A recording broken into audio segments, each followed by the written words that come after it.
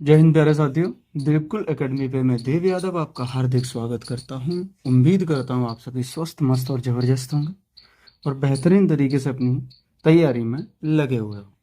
Current affair की जो हमारी ये सीरीज है, जिसमें आज हम 25 सितंबर का करंट अफेयर का रिवीजन करने वाले हैं और बहुत ही बेहतर तरीके से हम इसका रिवीजन करेंगे।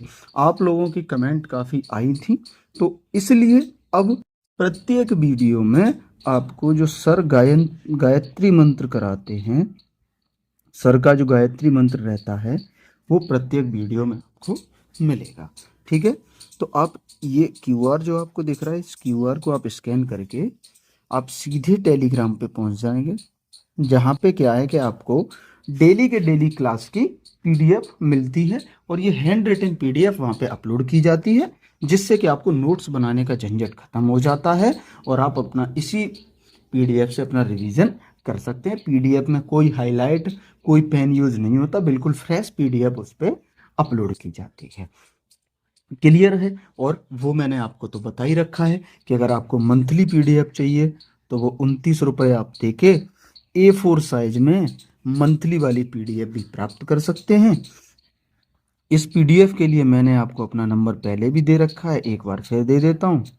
आप मुझे इस पे अगर व्हाट्सअप कांटेक्ट करो तो मंथली पीडीएफ जो है वो 29 रुपये में आपको मिल जाएगी, और जिससे कि आप A4 साइज में उसका प्रिंट भी आराम से निकलवा सकते हैं। क्योंकि ये पीपीटी हो जाती है तो इसमें तुम्हें कम से कम एक पीडीएफ में 10 पेज यूज करने पड़ते हैं, उसमें आपका आराम से 2-3 पेज पे निकल आती है।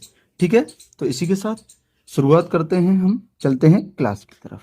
तो आज के गायत्री मंत्र में हमारा रहेगा प्रमुख संविधान संशोधन। आज का गायत्री मंत्र क्या है? प्रमुख संविधान संशोधन। ठीक है, तो चलिए बात करें हम प्रथम संविधान संशोधन की। तो हमारा प्रथम संविधान संशोधन ये कब हुआ था? 1951 में हुआ था पहला संविधान संशोधन। इसके द्वारा अनुसूची 9 को जोड़ा गया था। ठीक है, अनुसूची 9 को जोड़ा गया था और यह अनुसूची जो है वो भूमि सुधार से संबंधित है। तो प्रथम संविधान संशोधन भूमि सुधार से संबंधित हुआ था, 1951 में हुआ था। अनुसूची 9 को जोड़ा गया था और इस समय जो प्रधानमंत्री थे वो पंडित जवाहरलाल नेहरू के समय प्रथम संविधान संशोधन हुआ था। क्लियर है? फिर सातवें संविधान संशोधन की बात करें कि सातवां संविधान संशोधन ये आपका 1956 में हुआ है और इसका संबंध राज्य पुनर्गठन आयोग से है, सातवें संविधान संशोधन का। उसके बाद आता है आपका 21वां संविधान संशोधन। 21वां संविधान संशोधन आपका 1967 में होता है और इस संविधान संशोधन द्वारा अनुसूची 8 में 15वीं भाषा जोड़ी गई थी, जिसका नाम था सिंधी भाषा। सिंधी भाषा को अनुसूची 8 में जोड़ा गया था। तो मूल संविधान में यहाँ से प्रश्न बनता है कि मूल संविधान में आपकी कुल 14 भाषाएं थीं। ये आपको याद रखना है कि मूल संविधान में कुल 14 भाषाएं थीं। 15वीं भाषा आपकी सिंधी जोड़ी गई और ये 1967 में 21वें संविधान संशोधन द्वारा इसे जोड़ा गया था। ये आपको याद रखना है। अगले की बात करें, 26वां संविधान संशोधन। ये 26वां संविधान संशोधन आपका 1971 में होता है और इंदिरा गांधी जी उस समय प्रधानमंत्री थी, तो इंदिरा गांधी जी के समय में और प्रिवी पर्स को समाप्त कर दिया गया था 26वें संविधान संशोधन द्वारा। 36वां संविधान संशोधन की बात करें तो ये आपका 1975 में होता है और सिक्किम को पूर्ण राज्य का दर्जा दिया गया था। 36वें संविधान संशोधन द्वारा सिक्किम भारत का पूर्णतः राज्य बन गया था। अगले की आपसे बात करें, 42वां संविधान संशोधन। ये कब होता है? तो ये 1976 में होता है और इसे लघु संविधान भी कहते हैं, यानी मिनी कॉन्स्टिट्यूशन किसे कहते हैं? तो 42वें संविधान संशोधन को। इसके द्वारा प्रस्तावना में पहली बार संशोधन हुआ था। आपसे पूछे प्रस्तावना में पहली बार संशोधन कब हुआ, मतलब किस संशोधन? तो वो आपका 42वें संविधान संशोधन 1976 के द्वारा पहली बार प्रस्तावना में संशोधन हुआ था। इस समय समाजवाद, पंथ निरपेक्ष और अखंडता, ये 3 नए शब्द प्रस्तावना में जोड़े गए। कौन से? समाजवाद, पंथ निरपेक्ष और अखंडता, ये तीनों नए शब्द प्रस्तावना में जोड़े गए थे। आगे बात करें कि मौलिक कर्तव्य जोड़े गए। भाग 4 का जो है वो जोड़ा गया था, जिसमें मौलिक कर्तव्य जोड़े गए हैं। अनुच्छेद 39A जोड़ा गया है। 39A में क्या है? निशुल्क कानूनी सहायता है, तो अनुच्छेद 39A जोड़ा गया। और अनुच्छेद 48A जोड़ा गया है। 48A आपका पर्यावरण से संबंधित है। किससे संबंधित है 48A? ये आपका पर्यावरण से संबंधित है। यहां तक क्लियर है।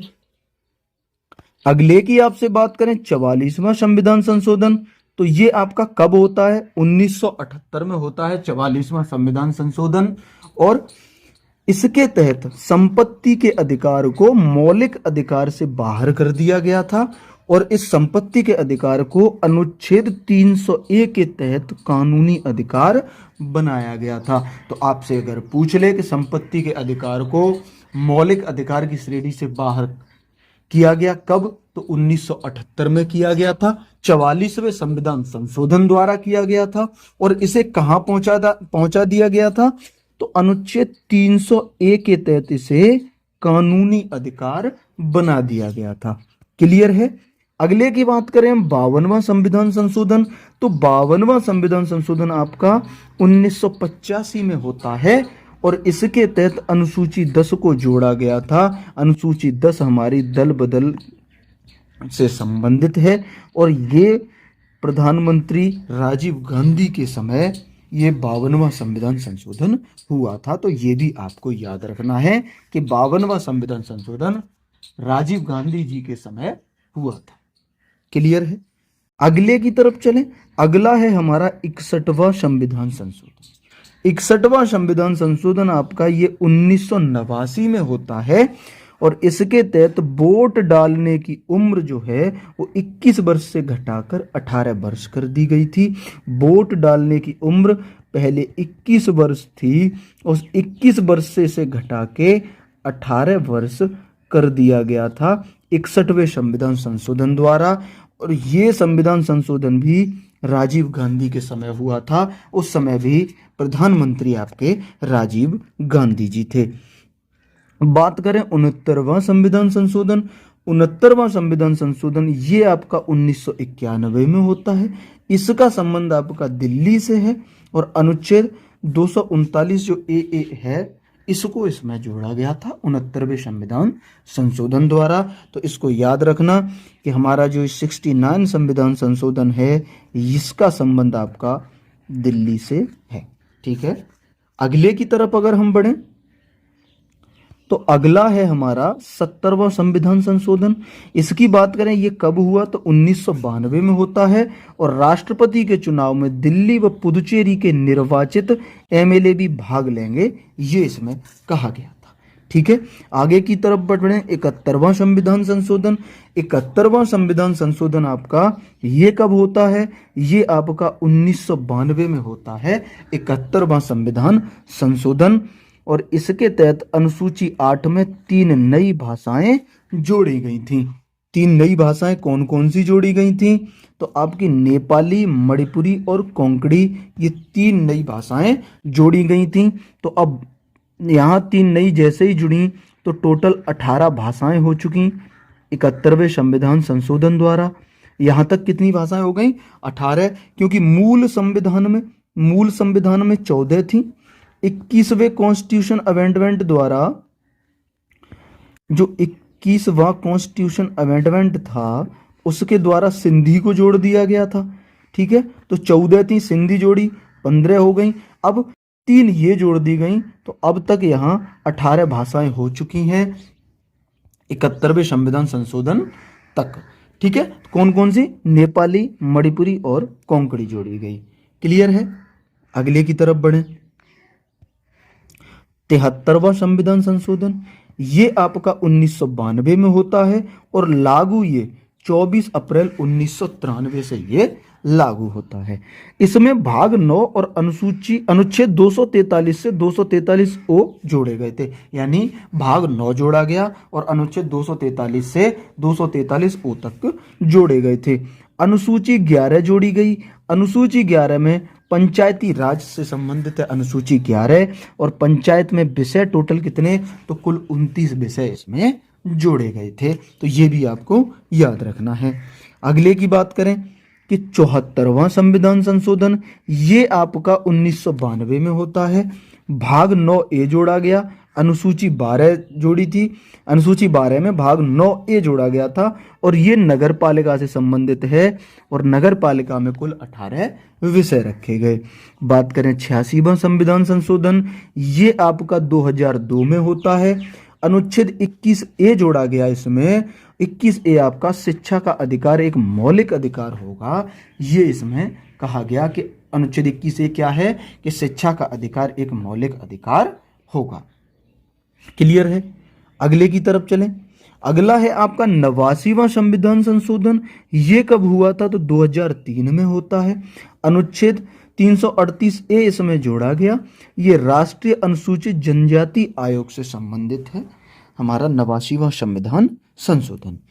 91वां संविधान संशोधन की अगर हम बात करें तो ये 2003 में हुआ था और मंत्रिपरिषद का आकार इसमें तय किया गया था। केंद्र में लोकसभा का 15% होगा और राज्य में विधानसभा का 15% होगा। ये 91वें संविधान संशोधन 2003 के द्वारा किया गया था। अगले की इसमें आपसे बात करें कि 92वां संविधान संशोधन, ये कब होता है, 2003 में होता है। अनुसूची 8 में 4 नई भाषाएं जोड़ी गई। कौन कौन सी, वोडो, डोंगरी, मैथिली और संथाली। अब 4 नई और जोड़ दी गई। पहले एक जोड़ी गई थी सिंधी, पहले कौन सी जोड़ी गई थी, सिंधी। फिर नेपाली जोड़ी गई, मणिपुरी जोड़ी गई, मणिपुरी का एम बना दो, नेपाली, मणिपुरी और कोंकणी 3 जोड़ी गई थी। हमारी 18 हो चुकी थी। अब इसमें 4 और जोड़ दी तो टोटल कितनी भाषाएं हो गई, 22 भाषाएं हो गई। तो वर्तमान में संविधान में कितनी भाषाओं का उल्लेख है, तो आप याद रखेंगे कि 22 भाषाओं का वर्तमान में संविधान में उल्लेख है। ये 3-4 और जोड़ी गई, बोडो, डोंगरी, मैथिली और संथाली। याद रखने के लिए 21वां संविधान संशोधन हुआ था। आपको याद कैसे रखना है, जैसे 21वां हुआ था, फिर 71वां हुआ था, इन दोनों को जोड़ दो तो 92वां हो गया। और 21वें में 1 जोड़ी गई थी, 71वें में 3, इन दोनों को जोड़ दो तो 4 हो गई। यानी 21वें में 1 भाषा जोड़ी, 71वें में 3 जोड़ी और 92वें में 4 जोड़ी। इन दोनों को जोड़ा तो 92वां संविधान संशोधन, इन दोनों को जोड़ा तो जितनी भाषाएं जोड़ी वो निकल के आ गया। ये एक आपकी ट्रिक सी बन जाती है, तो आप ऐसे भी याद कर सकते हैं। अगले की बात करें आपसे 97वां संविधान संशोधन, तो ये आपका कब हुआ, 2011 में होता है 97वां संविधान संशोधन। भाग 9 बी जोड़ा गया था इसके द्वारा, सहकारी समिति से यह संबंधित है। और अनुच्छेद 43 बी जोड़ा गया 97वें संविधान संशोधन द्वारा। अगले की तरफ बढ़े। अगला है आपका 99वां संविधान संशोधन। ये होता कब है, तो 2014 में। राष्ट्रीय न्यायिक नियुक्ति आयोग बनाया गया और सुप्रीम कोर्ट ने इसे असंवैधानिक घोषित कर दिया। तो एकमात्र संविधान संशोधन है जिसे सुप्रीम कोर्ट ने असंवैधानिक घोषित किया है, वो कौन सा है, वो है आपका 99वां संविधान संशोधन। यहां तक क्लियर है। 100वां संविधान संशोधन की बात करें तो ये 2015 में होता है। 3 बीघा कॉरिडोर समझौता होता है किस किस के बीच, भारत और बांग्लादेश के बीच में। फिर आपसे 103वां संविधान संशोधन की अगर बात करें तो कब होता है, ये 2019 में होता है। 2019 लिख दिया। ये होता है आपका 2019 में होता है, ये आपको याद रखना है। इसके तहत ईडब्ल्यूएस को 10% आरक्षण दिया गया है। अनुच्छेद 15(6) व अनुच्छेद 16(6) इसमें जोड़े गए हैं।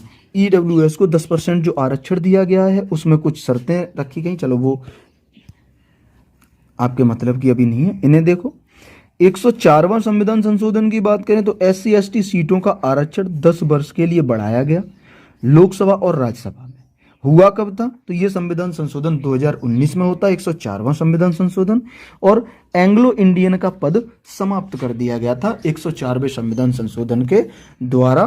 तो ये इंपॉर्टेंट है, इसको याद रखना कि एंग्लो इंडियन का पद 104वें संविधान संशोधन द्वारा 2019 में समाप्त कर दिया था। अगले की आपसे बात करें, 105वां संविधान संशोधन, ये आपका 2021 में होता है। और राष्ट्रीय पिछड़ा वर्ग आयोग में कौन कौन सी जाति को शामिल किया जाएगा, ये इस संविधान संशोधन में बताया गया था। बात करें आपसे 106वां संविधान संशोधन, तो 2003 में होता है और नारी शक्ति बंधन अधिनियम से ये संबंधित है 106वां संविधान संशोधन।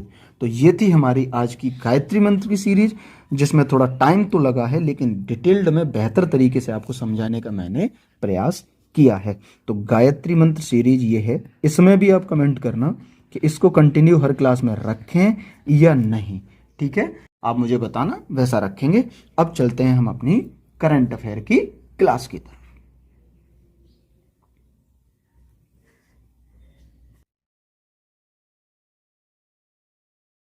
जय हिंद प्यारे साथियों, देवकुल एकेडमी पे मैं देव यादव आपका हार्दिक स्वागत करता हूं। उम्मीद ये करता हूं कि आप सभी स्वस्थ, मस्त और जबरदस्त होंगे और बेहतरीन तरीके से अपनी पढ़ाई में लगे हुए होंगे। करंट अफेयर की रिवीजन सीरीज में आज हम 4 अक्टूबर का बेहतरीन तरीके से रिवीजन करने वाले हैं।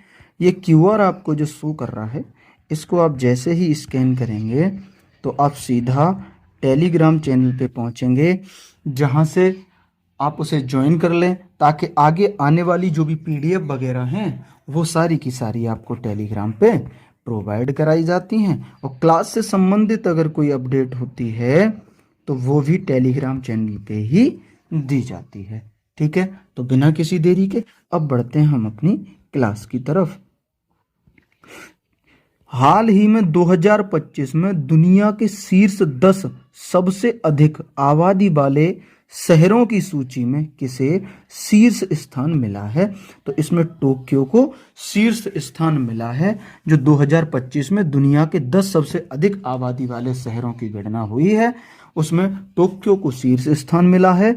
और दूसरा स्थान इसमें हमारी राजधानी दिल्ली को इसमें दूसरा स्थान मिला है। क्लियर है?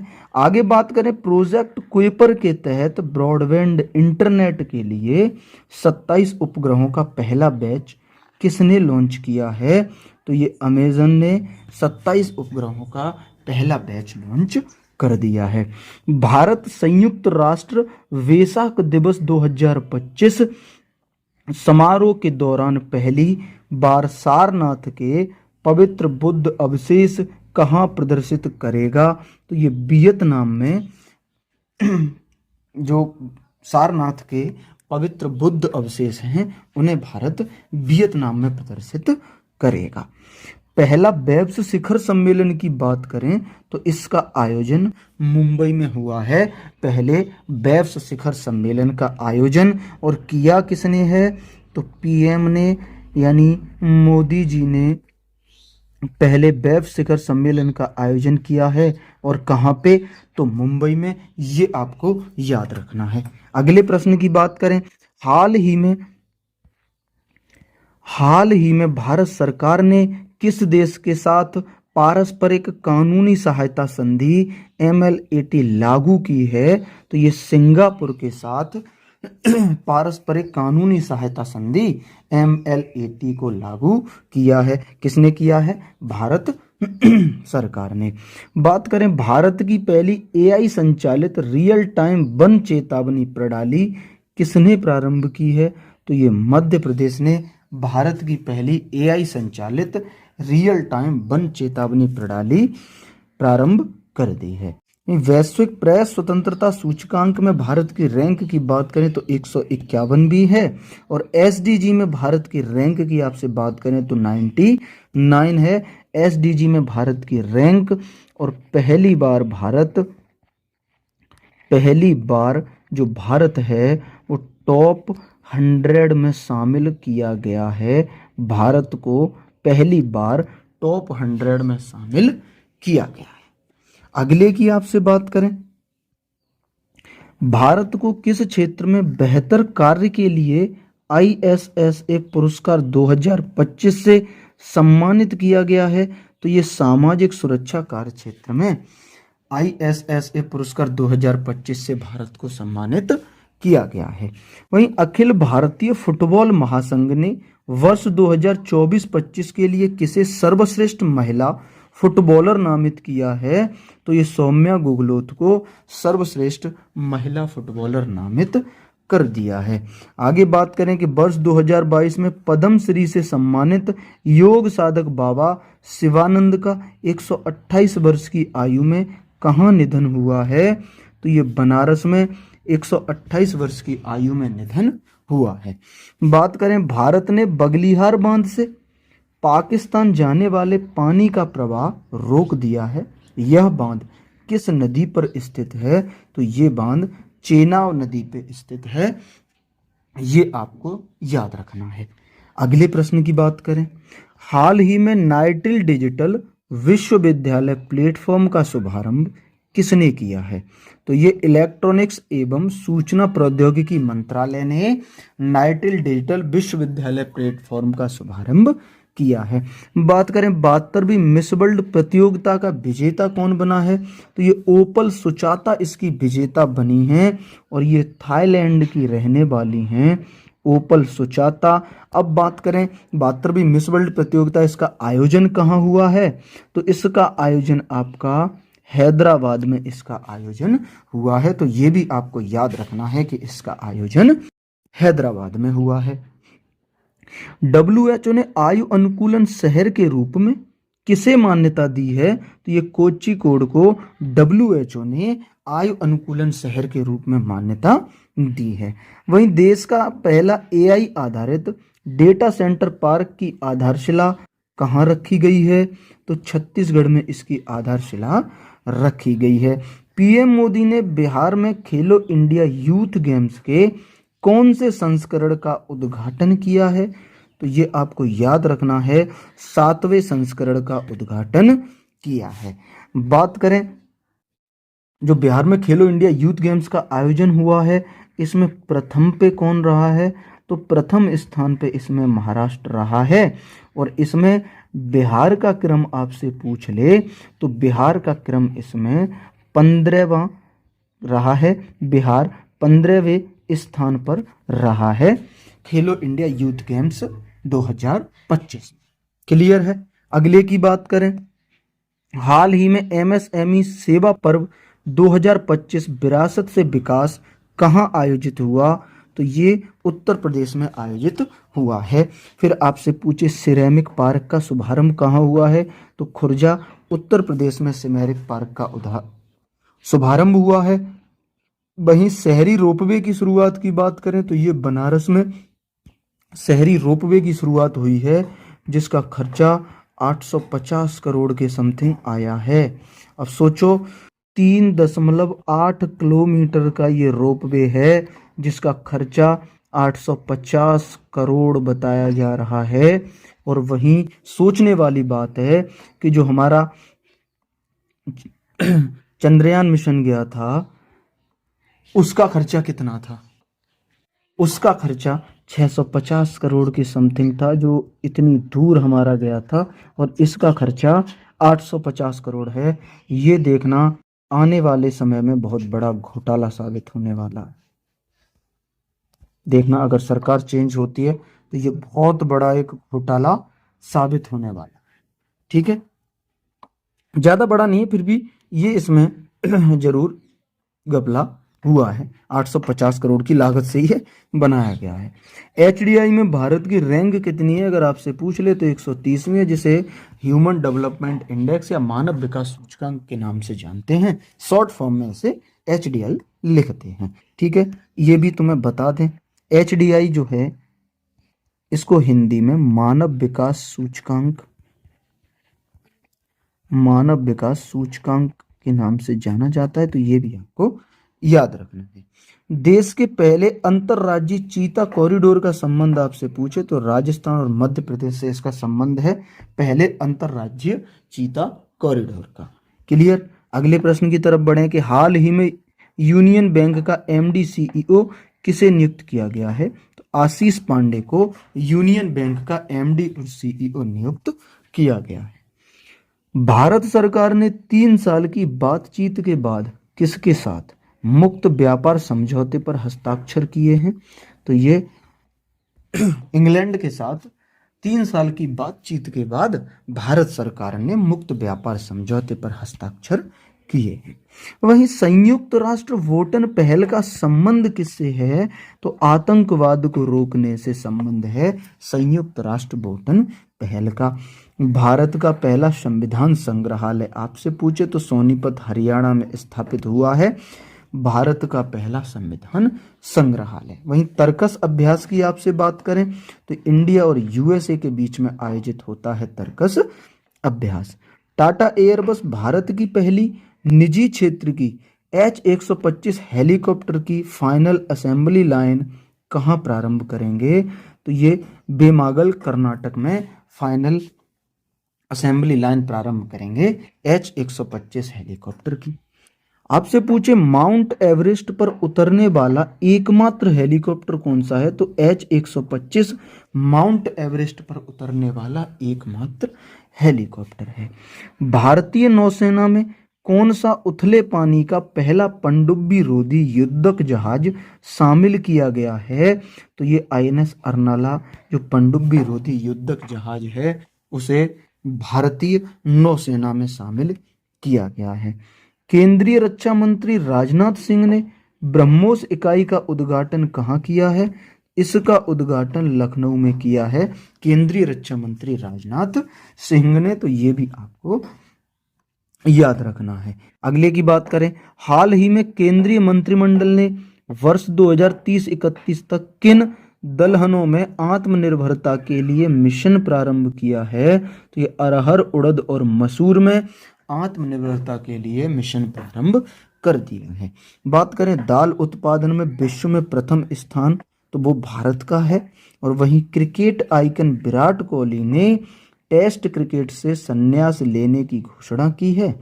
विराट ने पहला टेस्ट मैच किसके विरुद्ध खेला था? तो विराट ने वेस्ट इंडीज के विरुद्ध पहला टेस्ट मैच अपना खेला था। बात करें बाल अधिकारों के लिए विश्व विधि कांग्रेस सम्मान प्राप्त करने वाले पहले भारतीय वकील कौन हैं? तो भुवन पहले भारतीय वकील हैं जिन्होंने बाल अधिकारों के लिए विश्व विधि कांग्रेस सम्मान प्राप्त किया हुआ है। अगले प्रश्न की आपसे बात करें, नेचर अध्ययन के अनुसार कार्बन निषेचन के कारण कहाँ वृक्षों का आकार बदल रहा है? तो ये अमेजन वन में वृक्षों का आकार बदल रहा है कार्बन निषेचन के कारण। वहीं बात करें भारतीय सेना ने ऑपरेशन केरल नहीं केलर है ये, इसको थोड़ा गलत लिख गया है, ऑपरेशन केलर। भारतीय सेना ने ऑपरेशन केलर कहाँ आयोजित किया है? ये जम्मू कश्मीर में भारतीय सेना ने ऑपरेशन केलर प्रारंभ किया है। आगे बात करें कि 2024 में सबसे ज्यादा जीएसटी राजस्व संग्रह वाला राज्य कौन सा है? तो महाराष्ट्र 2024 का सबसे अधिक जीएसटी संग्रह वाला राज्य है। आपको एक सूचना दें कि पीडीएफ जो है, पीडीएफ जिस किसी को मंथली चाहिए, मंथली पीडीएफ जिसको चाहिए A4 साइज में, जो आपके लिए बेस्ट रिवीजन के लिए हो सकता है, तो उसके लिए आप मुझे इस नंबर पे व्हाट्सएप पे संपर्क कर सकते हैं 9536761997। इस नंबर पे आप व्हाट्सएप पे मुझे संपर्क करें। अगर डेली चाहिए तो वो भी अवेलेबल है, और अगर मंथली चाहिए तो मंथली भी अवेलेबल है। तो आपको वो इस नंबर पे संपूर्ण जानकारी दे दी जाएगी। ठीक है, आगे बढ़ें। आयुर्वेद दिवस की आपसे बात करें तो 23 सितंबर को आयुर्वेद दिवस मनाया जाता है। और विश्व पर्यावरण दिवस की अगर बात करें तो 5 जून को विश्व पर्यावरण दिवस मनाया जाता है। वहीं भारत व नेपाल के बीच युद्ध अभ्यास कौन सा है? तो सूर्य किरण जो युद्ध अभ्यास है वो भारत और नेपाल के बीच में आयोजन होता है सूर्य किरण अभ्यास का। अगले की बात करें, हाल ही में 2025 ISSF जूनियर विश्व कप में भारत ने पदक तालिका में कौन सा स्थान हासिल किया है? तो ये पहला स्थान हासिल किया है पदक तालिका में। आपसे बोले 8 गोल्ड 10 सिल्वर और 8 ब्रॉन्ज इसमें टोटल जीते हुए हैं, और कुल पूछ ले तो कुल 26 पदक जीते हैं। तो आपको ये टोटल तो 26 पदक जीते हैं, लेकिन इसमें 8 गोल्ड जीते हैं, 10 सिल्वर जीते हैं और 8 ही ब्रॉन्ज जीते हैं। तो ये भी आपको याद रखना है। टोटल पदक भी आपको याद रखने हैं और ये भी याद रखने हैं कि गोल्ड कितने, सिल्वर कितने और ब्रॉन्ज कितने। आगे बात करें, भारत के 52वें मुख्य न्यायाधीश कौन हैं? जस्टिस BR गवई भारत के 52वें मुख्य न्यायाधीश हैं। दुनिया का पहला वाणिज्यिक पैमाने का ई मेथनॉल संयंत्र कहाँ प्रारंभ हुआ है? तो ये डेनमार्क में दुनिया का पहला वाणिज्यिक पैमाने का ई मेथनॉल संयंत्र प्रारंभ हुआ है। बात करें सेपक टकरा विश्व कप का आयोजन, तो सेपक टकरा विश्व कप का आयोजन आपका बिहार में हुआ है, ये भी आपको याद रखना है। तो ये आज की हमारी क्लास यहाँ समाप्त होती है। क्लास आपको कैसी लगी एक प्यारी सी कमेंट करके हमें जरूर बताएं। और देखो, मैं आपसे एक चीज बोलता था, जैसे ही मैंने, भाई ये फैक्ट है, ये फैक्ट है, आप लोग मानो या ना मानो, जैसे ही मैंने PDF देना शुरू किया है ना, PDF टेलीग्राम पे जैसे ही मैं डालना शुरू हुआ हूँ, वीडियो को देखना लोगों ने कम कर दिया है। तो अगर आपको PDF चाहिए तो देखो भाई, आप क्लास देखा करो, अन्यथा मैं PDF देना, जो ये PDF देता हूँ इसे देना बंद कर दूंगा, और मैं आज वाली PDF भी नहीं डालूंगा अब, और आज से ही मैं बंद कर रहा हूँ। जैसे ही मैं 3 दिन से PDF देना शुरू किया हूँ, आप लोगों ने क्लास देखना बंद कर दिया है। आप PDF से रिवीजन करते हैं और चले जाते हैं। भाई मेरा क्या इसमें वो है, मैं तो आपको PDF भी दे रहा हूँ, आप 15 से 20 मिनट निकाल के, आधा घंटा निकाल के मुझे नहीं दे सकते अपना, इसमें फ़ायदा आपका ही है। तो भाई इसलिए अब मैं PDF नहीं दिया करूँगा। PDF के लिए मैं आप सभी से माफ़ी चाहता हूँ। अब मैं PDF उपलब्ध नहीं कराया करूँगा। जिसको क्लास देखनी है वो देखे भैया, जिसको छोड़नी है आप अपनी स्वेच्छा से छोड़ सकते हैं। मैं आपसे कोई इस चीज़ के लिए वो नहीं करूँगा कि आप लोग चैनल अनसब्सक्राइब कर रहे हैं, क्या कर रहे हैं। मैं आप लोगों की मेहनत में लगा, डेली इस क्लास को मैं 1.5 घंटे सर के साथ क्लास करता हूँ। फिर जब लिखना होता है, टोटल कंटेंट लिखना होता है, तो आप सोच के देखो समय कितना लगता होगा। फिर उसको फोटो खींचने हैं, एडिट करना है, पेज का कलर साफ करना है, बहुत कुछ काम होता है भाई। वीडियो रिकॉर्ड करनी है, वीडियो रिकॉर्ड करके भी एडिट, बहुत सारी मेहनत होती है। उसमें ये नहीं है कि मैं सिर्फ आपके लिए कर रहा हूँ, भाई मैं अपने लिए भी कर रहा हूँ। मेरा चैनल है, मुझे अपना चैनल भी चलाना है, और आप लोगों का भी इसमें फ़ायदा है। किसी एक का नहीं है, फ़ायदा दोनों का है। 1.5 घंटे वाली क्लास आपको मात्र 27 से 30 मिनट के अंदर मिलती है। ये आप लोगों का फ़ायदा है, पूरा कंटेंट मिलता है। PDF आपको फ्री में मिल रही है। सबसे बड़ी बात ये PDF जो इतने अच्छे से हैंड रिटन PDF आपको मिलती है।